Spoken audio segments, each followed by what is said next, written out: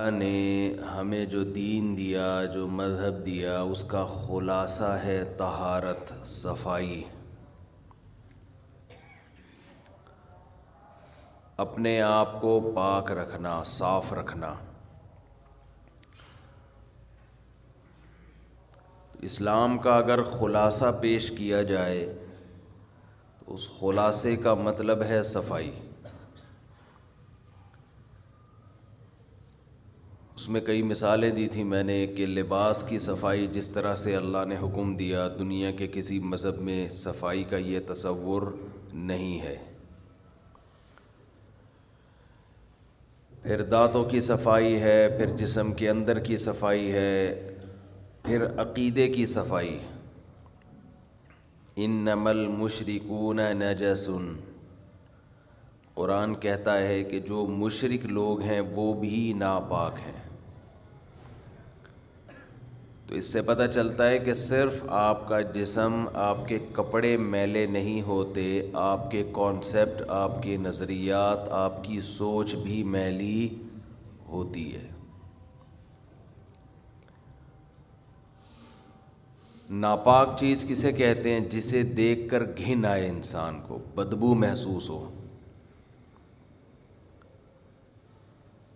شرک بھی ناپاک چیز ہے، اسے دیکھ کے بھی انسان کو گھن آتی ہے، اسمیل محسوس ہوتی ہے، بدبو محسوس ہوتی ہے۔ لیکن جیسے بھنگی کو گندگی میں بدبو محسوس نہیں ہوتی، ایسے ہی ماحول کی گندگی جب ہر طرف شرک پھیلا ہوا ہو تو یہاں بھی انسانی عقل کام کرنا چھوڑ دیتی ہے، آپ کے سونگھنے کے جو حواس ہیں وہ ڈیمیج ہو جاتے ہیں۔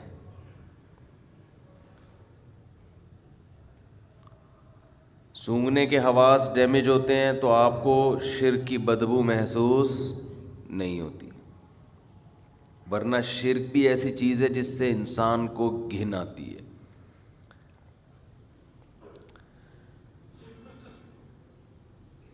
اسلام کا انسانیت پر ایک بہت بڑا احسان ہے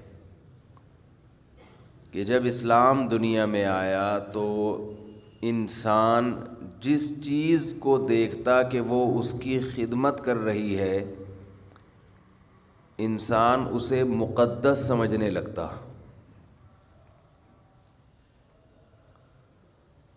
بعض لوگوں نے سورج کی عبادت کی کہ یہ مقدس ہے، قابل تعظیم ہے۔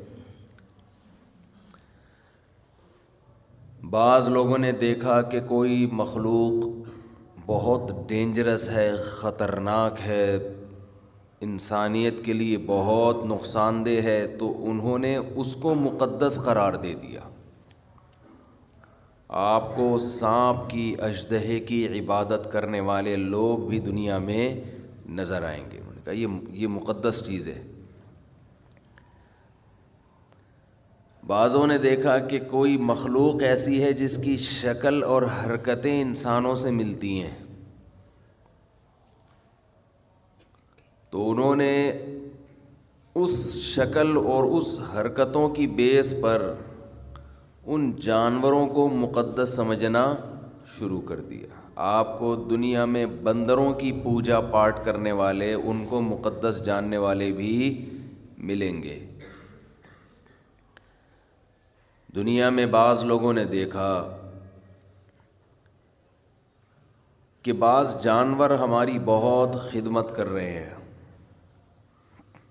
تو انہوں نے ان جانوروں کو مقدس قرار دے دیا۔ جیسے ہندوؤں میں گائے کو مقدس سمجھا جاتا ہے، اس کے گوبر کو، اس کے پیشاب کو مقدس سمجھا جاتا ہے۔ یہ قرآن کا انسانیت پر احسان، اسلام کا انسانیت پر احسان کہ اللہ نے ایک آیت میں ان تمام چیزوں کے تقدس کو ہمارے دلوں سے نکال دیا۔ وَسَخَّرَ لَكُم مَّا فِي السَّمَاوَاتِ وَمَا فِي الْأَرْضِ جَمِيعًا مِّنْهُ، فرمایا اس کائنات میں انسان کے سوا جو کچھ ہے وہ سارا انسان کی خدمت کے لیے ہے، انسان کے کام کے لیے ہے، آپ کے لیے مسخر ہے۔ تو اب آپ بتاؤ، جو آپ کی خدمت میں لگا ہوا ہو وہ آپ کے لیے مقدس کیسے ہو سکتا ہے؟ اور تسخیر کے لفظ میں بہت بلاغت ہے۔ یہ نہیں کہا کہ یہ تمہاری خدمت میں لگا دیا ہے، مسخر، تمہارے کنٹرول میں دے دیا ہے، جو چاہے کرو۔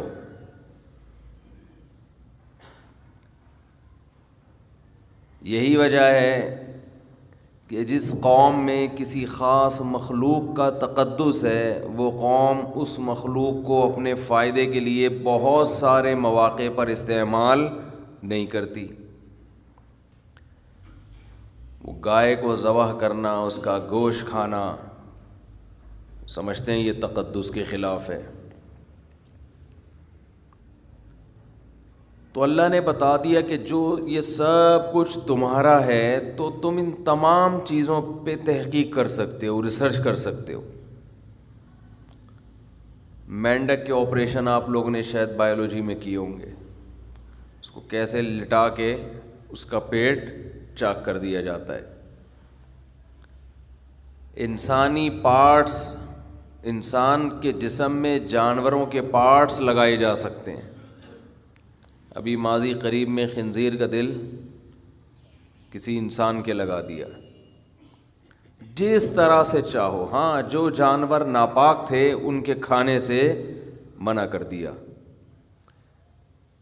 لیکن اس میں بھی ایک شرط لگا دی کہ اگر جان کا خطرہ ہے تو کھا بھی سکتے ہو، کہ تمہاری خدمت کے لیے پہلے تمہاری جان بچے گی۔ جب تک اسلام دنیا میں نہیں آیا تھا، جب تک قرآن دنیا میں نہیں آیا تھا، دنیا میں ہر قوم میں کسی نہ کسی درجے میں چیزوں کا تقدس تھا، مقدس سمجھی جاتی تھیں۔ یہ مقدس، یہ مقدس، اس کا احترام، اس کا احترام۔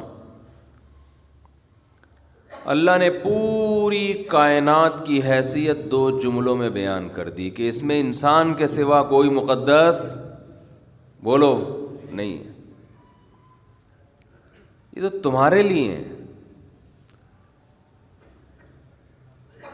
اور انسانوں کو بھی بتا دیا کہ تم اس کائنات میں سب سے مقدس تو ہو، مگر تم سب کے سب اللہ کے ہاں ایک جیسے محتاج ہو۔ تم میں اگر کوئی بزرگ ہے، کوئی مقدس یا کوئی بڑا درجہ رکھتا ہے تو اس بیس پہ نہیں کہ اس کے پاس پاور زیادہ ہے،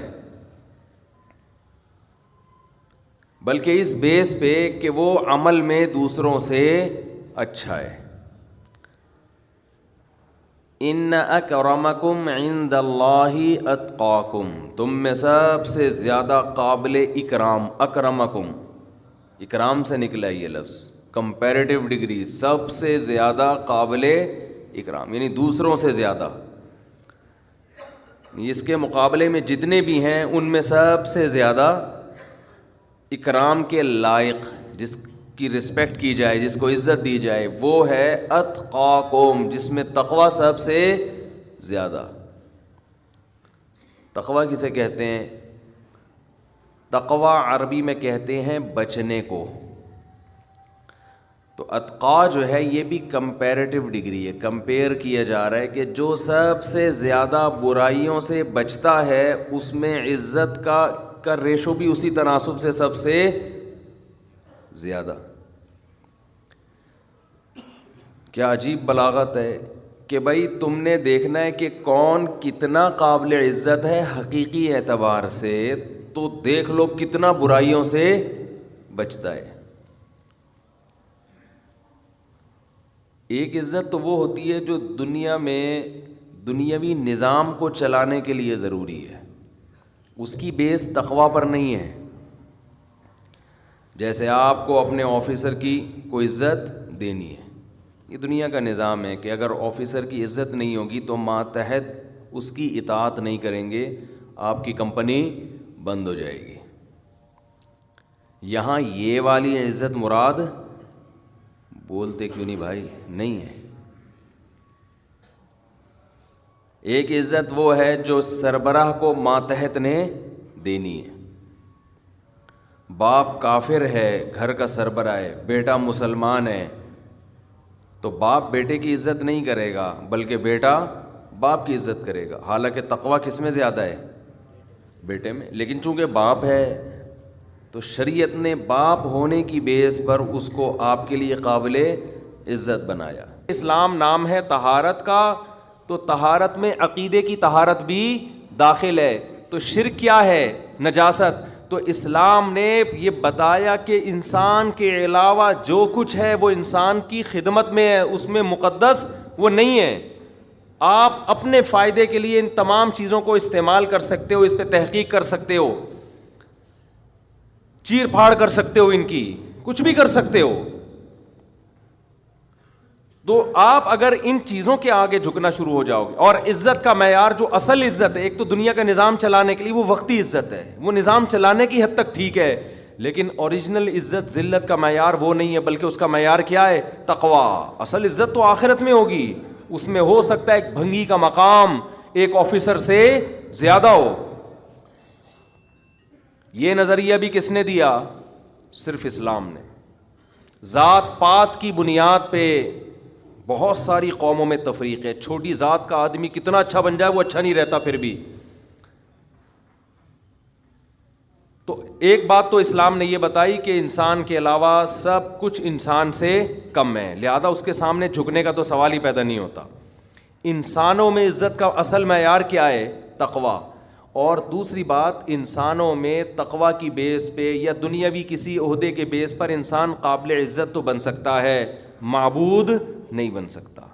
اللہ اور بندوں کے درمیان واسطہ بھی نہیں بن سکتا. وہ سب انسان اللہ کے محتاج ہیں, چاہے وہ عزت والا ہو یا زیادہ عزت والا ہو یا کم عزت والا. محتاج ہونے میں سب کیا ہیں؟ برابر. اس کا بڑا فائدہ کیا ہوا کہ انسان اور اللہ کے رشتے کے بیچ میں جو خالق اور مخلوق کا رشتہ ہے, اس میں انسانوں کی دخل اندازی اللہ نے برداشت نہیں کی ہے. یہ بھی آپ کے مینٹل لیول کو یہ چیز اوپر لے جاتی ہے. آپ سے اگر گناہ ہو گیا تو اسلام کہتا ہے کسی انسان کو درمیان میں واسطہ بنانے کی ضرورت نہیں ہے. کوئی انسان آپ کی پیشکش اللہ کے سامنے, آپ راتوں کی تنہائی میں گڑ گڑاؤ اللہ کے سامنے, اللہ آپ کی توبہ قبول کرے گا. عیسائیوں میں کیا ہے؟ پادری کے پاس جاؤ, اتنے پیسے دو اس کو. آغا خانیوں میں بھی یہی ہے, وہ پیسے دیتے رہتے ہیں, بس نوٹ چھاپنے کی مشینیں بنے ہوئے ہیں. اسلام کہتا ہے وَمَن يَعْمَلْ سُوءًا أَوْ يَظْلِمْ نَفْسَهُ ثُمَّ يَسْتَغْفِرِ اللَّهَ, جس سے بھی گناہ ہو گیا یا اپنی جان پہ ظلم کر بیٹھا, ہاتھ اٹھا کے اللہ کے سامنے توبہ کرے. وَإِذَا سَأَلَكَ عِبَادِي عَنِّي, میرے بارے میں جب بندے پوچھے میں کہاں ہوں, فَإِنِّي قریب, ان سے بولو میں تمہارے قریب ہوں. شہرک سے بھی زیادہ قریب ہوں, درمیان میں کسی کے واسطے کی ضرورت نہیں ہے, میں تمہاری شہرک سے بھی زیادہ قریب ہوں. تو کسی کی ایسی تعظیم بھی اسلام برداشت نہیں کر رہا کہ وہ تعظیم میں غلو ہو جائے, کہ آپ اس کو اللہ اور مخلوق کے درمیان میں داخل کر لیں. آپ اللہ یہ بھی برداشت نہیں کرتا کہ اتنی عزت کسی کو دینے کی ضرورت نہیں ہے. وہ تمہاری طرح وہ بھی محتاج ہے, تم بھی محتاجی میں سب کیا ہیں؟ برابر. کتنا اچھا لگتا ہے, اللہ نے کتنا آسان بنا دیا دین کو. جب کوئی ضرورت ہو, کوئی غلطی ہو جائے, اللہ کے ساتھ دعا مانگو, اے اللہ تو اس گناہ پہ مجھے سزا بھی دے سکتا ہے اور معاف بھی تو ہی کر سکتا ہے. تو معاف کرنے کے لیے کسی کی پرمیشن کا محتاج نہیں ہے, سزا دینے کے لیے بھی کسی کی اجازت کا محتاج نہیں ہے. اسی صفت کا واسطہ دے کے انسان بھیک مانگتا ہے کہ اے اللہ تو اپنے فضل سے مجھے معاف کر دے. کسی کو بتانے کی بھی ضرورت نہیں ہے. یہ چیز, یہ خودداری جو اسلام نے آپ کے اندر پیدا کی ہے, یہ بھی اسلام کے علاوہ دنیا کے کسی مذہب میں نہیں ہے. سب برابر ہیں. زنا کر کے کہنے لگا مجھ سے زنا ہو گیا, حج جاری کریں. نبی کے پاس آیا, آپ نے چہرہ موڑ لیا, پھیر لیا چہرہ. کیا مطلب؟ اشارہ تھا کہ اگر ہوا ہے تو اللہ کے ساتھ جا کے توبہ کرو, مجھے کیوں بتا رہے ہو؟ اس کو پسند نہیں کیا آپ صلی اللہ علیہ وسلم نے. آج پیر صاحب بہت سے علاقوں میں ایسے بنے ہوئے ہیں کہ یہ ہمیں بخشوائیں گے, ان کو بکرے دو, ان کو چڑھاوے دو, ان کو نذرانے دو, ان کو دمبے کھلاؤ, یہ ان کے کندھوں پہ ہم پل صراط پہ پار ہو کے جائیں گے. یہ پیر خود نہیں بچے گا, تمہیں کہاں سے بچائے گا؟ اس کی حرکتیں دیکھو تم, جو اس طرح کی حرکت, جو انسانوں کو اللہ سے ملانے کے بجائے اپنے آپ نیک بندہ نہیں ہو سکتا. ما کان لبشر ان یکلمہ, ما کان لبشر ان یؤتیہ اللہ الکتاب والحکمہ. کسی بشر میں یہ مجال نہیں ہے, قرآن کے الفاظ دیکھو, کسی انسان کی یہ مجال نہیں ہے کہ اللہ اسے نبوت دے دے پھر وہ لوگوں کو اللہ کا غلام بنانے کے بجائے اپنا غلام بنانا شروع کر دے. کسی بشر میں یہ مجال نہیں ہے, کیونکہ جب اللہ نبوت دیتا ہے تو اس بشر میں اللہ کی عظمت اور جلال بیٹھ جاتی ہے. جلال بیٹھنے کے نتیجے میں وہ لوگوں کو کبھی بھی اپنی طرف دعوت نہیں دے گا. صحابی نے دیکھا اونٹ نے نبی کو سجدہ کیا تو صحابہ نے عرض کیا یا رسول اللہ آپ ہمیں بھی اجازت دیں سجدہ کروں. آپ نے فرمایا نا نا نا نا. آج بتاؤ کوئی کسی جاہل پیر کے ساتھ یہ منظر ہو, کوئی جانور آ کے سجدہ کر لے, وہ تو خوشی سے پاگل ہو جائے گا. وہ تو کہے گا دیکھو جب یہ کر رہا ہے تو تم کیوں نہیں کر رہے. نبی نے اپنے گھر سجدہ کرنے سے منع کیا. آپ صلی اللہ علیہ وسلم نے فرمایا اللہ یہود و نصارہ پہ لعنت کرے, انہوں نے اپنے پیغمبروں کے دنیا سے جانے کے بعد اپنے پیغمبروں کی قبروں کو سجدہ گاہ بنا لیا, اپنے پیغمبروں کی قبروں کو عیدگاہ بنا لیا, جیسے عید میں میلے ٹھیلے ہوتے ہیں. اسی وجہ سے پیغمبر صلی اللہ علیہ وسلم کی قبر پہ میلے ٹھیلے رش لگا کے بیٹھنا اس کی اجازت نہیں ہے. بس صلاۃ و سلام پڑھیں اور وہاں سے نکل جائیں. کیسی حفاظت کی. دنیا میں سب سے افضل انسان, جس سے افضل اس کائنات میں کوئی پیدا ہوا ہی نہیں, وہ محمد صلی اللہ علیہ وسلم ہے. لیکن آپ کی قبر پہ نہ کبھی سجدہ ہوتا ہے, نہ کوئی میلے ٹھیلے لگتے ہیں, نہ آپ کی قبر کی طرف رخ کر کے آپ سے دعائیں مانگی جاتی ہیں. یہی آپ کے سب سے افضل ہونے کی سب سے بڑی دلیل ہے کہ انہوں نے اپنی عبادت نہیں کروائی. کبھی ہم قبر پہ یہ نہیں کہتے کہ یا رسول اللہ آپ ہماری مدد کر دیں, یہ شرک ہے. صحابہ نے ہمیشہ نبی سے دعا کی درخواست کی ہے کہ آپ اللہ سے یہ درخواست کر دیں. دیکھو قرآن کے الفاظ, بس یہ آیت پڑھ کے بیان ختم کرتا ہوں. وَلَوْ أَنَّهُمْ إِذْ ظَلَمُوا أَنفُسَهُمْ جَاءُوكَ فَاسْتَغْفَرُوا اللَّهَ وَاسْتَغْفَرَ لَهُمُ الرَّسُولُ لَوَجَدُوا اللَّهَ تَوَّابًا رَحِيمًا. پیغمبر کی پوزیشن کو واضح کیا قرآن نے کہ اگر ان سے اپنی جان پہ ظلم ہو, گناہ کر بیٹھیں, تو اگر یہ اللہ سے توبہ کریں گے یا آپ کے پاس آئیں گے اور آپ بھی اللہ سے ان کے لیے توبہ کریں گے تو یہ اللہ کو غفور اور رحیم پائیں گے.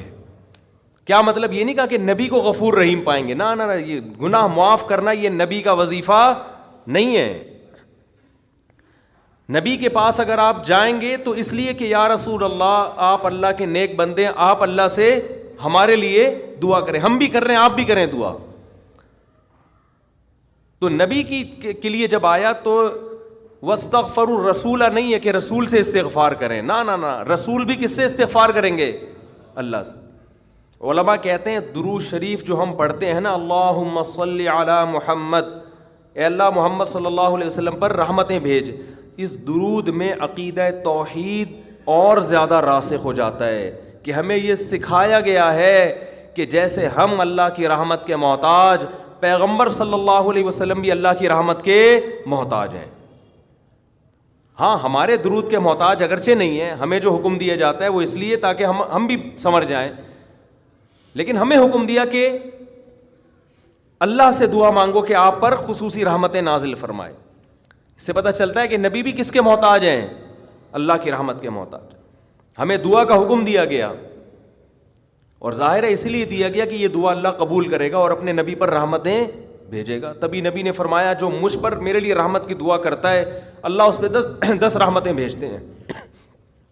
اس سے پتہ چلا کہ نبی بھی یہ چاہتے تھے کہ مجھ سے نہ مانگا جائے بلکہ میرے لیے کس سے مانگا جائے؟ اللہ سے. میں نے جو کہا ہماری دعا کے محتاج نہیں, مطلب یہ ہے کہ ہم اگر دعا نہیں مانگیں گے تو اس خوش فہمی میں نہ رہے کہ اللہ کی رحمت نبی پہ نہیں ہوگی, تو پھر بھی ہوگی.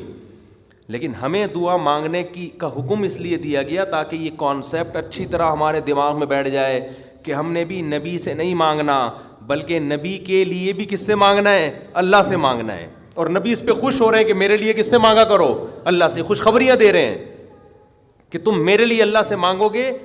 دیکھو جس میں تواضع ہوتی ہے وہ آپ کو دعا کے لیے کہے گا, جس میں تکبر ہوتا ہے وہ کبھی آپ کو کہے گا دعا کے لیے؟ وہ کہے گا یار میرے لیے دعا کرو کہ اللہ میری حاجت پوری کر دے. وہ نہیں کہے گا. وہ کہے گا ابے تو کون ہوتا ہے میرے لیے دعا کرنے والا؟ میرا خود اللہ سے اتنے تعلقات ہیں, میں خود ہی کہہ دوں گا. لیکن جو چاہتا ہے کہ مجھ پر اللہ کی رحمت ہو وہ ہر ایک سے کہہ رہا ہوتا ہے بھائی میں خود تو مانگ رہا ہوں, شاید اللہ آپ کی سن لے, آپ بھی اللہ سے میرے لیے دعا مانگیں. تو یہ اس کی علامت ہے, یہ اپنے آپ کو اللہ کی رحمت کا, دعا کا بہت زیادہ محتاج سمجھتا ہے. ہمارے نبی سب پیغمبروں کے سردار, لیکن تواضع کتنی, امت کو ترغیب دے رہے ہیں کہ میرے لیے اللہ سے کیا مانگا کرو؟ دعا مانگا کرو. اور ترغیب دی کہ جو میرے لیے ایک دفعہ رحمت کی دعا مانگے گا اللہ اس کو خوشخبری دے رہا ہے کہ اللہ اس پہ 10 رحمتیں نازل کرے گا. اور فرمایا جمعے کے دن مجھ پہ زیادہ درود بھیجا کرو. کیا مطلب؟ درود بھیجنا کیا ہے؟ نبی کے لیے اللہ سے دعا مانگنا. تو اسلام نے شرک کی بنیادوں کو جڑ سے اکھاڑ دیا کہ نہیں اکھاڑ دیا؟ اس کے بعد بھی کوئی اگر یا رسول اللہ مدد کہتا ہے, یا رسول اللہ انظر حالنا واسمع قالنا, اور نبی سے دعائیں مانگتا ہے, تو آپ سوچو وہ 180 ڈگری کے زاویے پر چل رہا ہے اسلام کی تعلیمات سے. اسلام ادھر اور وہ بالکل اس کے اگینسٹ. بار بار حکم دے رہا ہے اسلام کے نبی کے لیے دعا مانگو. کس سے؟ اللہ سے. خصوصی رحمتوں کی دعا مانگو نبی کے لیے. اور نبی نے یہ بھی فرمایا کہ اذان کے بعد میرے لیے مقام محمود کی دعا مانگو اللہ سے. ایک مقام ہے جو ایک ہی شخص کو ملے گا اس کائنات میں. نبی نے فرمایا مجھے امید ہے شاید مجھے مل جائے, تو اللہ سے دعا مانگا کرو. وَبَعَثْهُ مَقَامًا مَحْمُودًا الَّذِي وَعَدتَّ. تو نبی ہمیں دعائیں سکھا کے گئے کہ میرے لیے بھی قیامت تک دعا مانگتے رہو. کیسی عقیدہ مضبوط کیا ہے کہ بھائی محتاج ہی میں سب کس کے برابر ہیں, سب ایکول ہیں, سب اللہ کے محتاج. تو اللہ تعالی ہمیں شرک کی نجاست سے, گندگی سے توبہ نصیب فرمائے, اور ہماری ناک کے جو سینسر ہیں نا ان کو اللہ ایکٹیو کر دے کہ ہمیں شرک میں اسمیل محسوس ہونا شروع ہو جائے. ابھی وہ ڈیمیج ہو چکے ہیں قبروں پہ سردے دیکھ دیکھ کے اور شرک کر کر کے اور بت پرستی دیکھ دیکھ کے. جب آپ توحید کے, میں جب برما فرسٹ ٹائم گیا منمار, میں نے پہلی مرتبہ کسی بت کے سامنے کسی انسان کو زندہ بیٹھے ہوئے, یوٹیوب میں تو دیکھا تھا, سچی مچی کا پہلی مرتبہ دیکھا. میری جو کیفیت ہوئی ہے نا وہ ناقابل بیان ہے. میں نے فرسٹ ٹائم یہ منظر دیکھا. ایسے مورتیاں بنی ہوئی ہیں, وحشت ان کی شکلوں سے عجیب وحشت ہو رہی, اور ایک انسان ان کے سامنے بیٹھا ہوا ہے ایسے. میری آنکھوں سے لاشعوری طور پر آنسو نکلنا شروع ہو گئے. میں نے کہا اللہ تیرا کتنا فضل ہے, تو نے ہمیں توحید پرست بنایا. مجھے فجر کی نماز یاد آئی کہ فجر میں کیسے ہم اللہ کے سامنے ہاتھ باندھ کے تلاوت کر رہے ہوتے ہیں, الحمدللہ رب العالمین, تمام تعریفیں اس اللہ کے لیے جو تمام جہانوں کا پالنے والا, بڑا مہربان, نہایت رحم. کیسے پیارے سلیکٹڈ الفاظ ہیں, اس سے خوبصورت الفاظ ہو نہیں سکتے. اور آپ انسان ہو کہ یار کس کے سامنے کیوں بیٹھے ہوئے ہو, یہ کیا لگتا ہے تمہارا؟ تو وہ ہمارے میزبان جا رہے تھے, میری آنکھوں سے مسلسل, وہ بھی حیران. میں نے کہا میں نے پہلی دفعہ کسی انسان کو اتنا گرا ہوا دیکھا ہے, اتنا گرا ہوا. ویڈیو میں دیکھو الگ چیز ہوتی ہے, لیکن جب سچی مچی میں دیکھتا ہے نا یار اس کو ہو گیا, کتنی پستی ہے, کتنی پستی. آپ اس سے کروڑا گنا اچھے ہو, کس کے سامنے کیوں جھک رہے؟ کیا لگتا ہے تمہارا یہ ایسے بیٹھا ہوا ہے نا وہ بت, کیوں بیٹھے ہو بھائی اس کے سامنے؟